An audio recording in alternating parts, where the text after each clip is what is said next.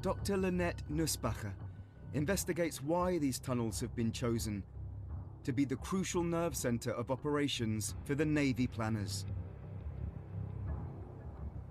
The naval staff is here bunkered up in the tunnels underneath Dover Castle because this enables them to communicate directly with the senior naval officers running the ports along the coast here.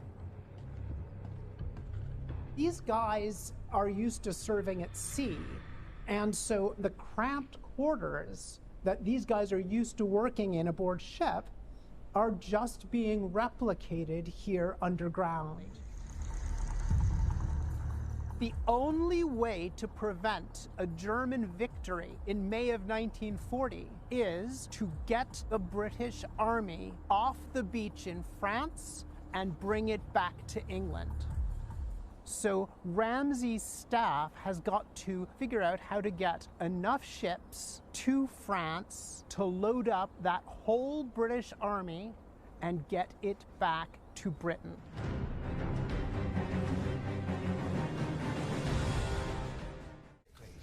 Dead Romans all over the field. There's nothing better than dead Romans all over the field.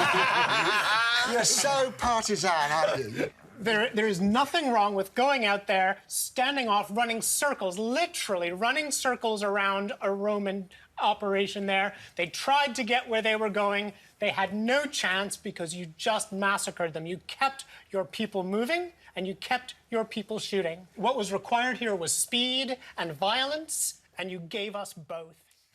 Okay. There's the Roman cavalry. They're about to make a Hun sandwich. They just might pull this out of the bag. Hun and a bun. The Huns don't hide. Huns are big and tough. They're small and tough. Small and tough. Small and tough.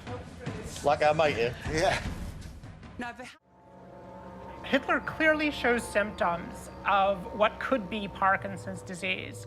But Hitler is on a constant diet of amphetamines. Hitler is so gacked up on whoop chicken, you can't tell whether the shaking in his left hand and the paralysis in his left leg are Parkinson's disease or just the effects of all of those drugs. Three generations of Scipios are looking down at the people who wrote off our Roman legion, and they're not impressed. Posh. Does he know what he's doing? The news are distance away from me, but I'm going to go get them now. If the Carthaginian elephants go in without the support of Carthaginian foot soldiers, they are going to get cut to pieces. They might cause some disorder among the Roman army, but elephants aren't magic. They can't defend themselves. Over 44 days, the People's Liberation Army would deliver 470,000 artillery rounds. The big question in the mind of everyone in China, everyone on Taiwan, and even back in Moscow is what is Washington going to do? As you move through the village, you can see that the old stone houses have been absolutely smashed. You can still see fragments of what must have been roof beams or furniture. Everything has become a sort of chaotic ruin. Some 200 yards forward, they encountered mines and automatic fire from pillboxes.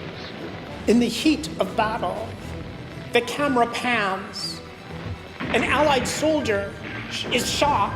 He falls. Everyone in the cinema is shocked. They have just watched the extinction of a human life. And then Houston shouts, "Cut!" and the guy gets back up again. The grim toll of the Battle of San Pietro was caught on film, and real soldiers being wrapped up and eventually shipped home. That was part of the reality of war being communicated to Americans back home.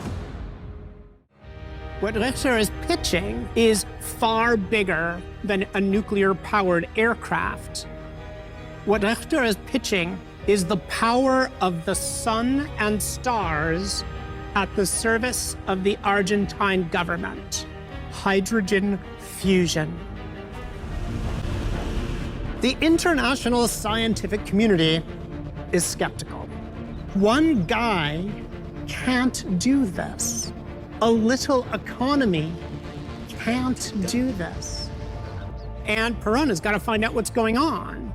Peron has trusted Richter implicitly. And maybe trusting the old Nazi was not such a good idea.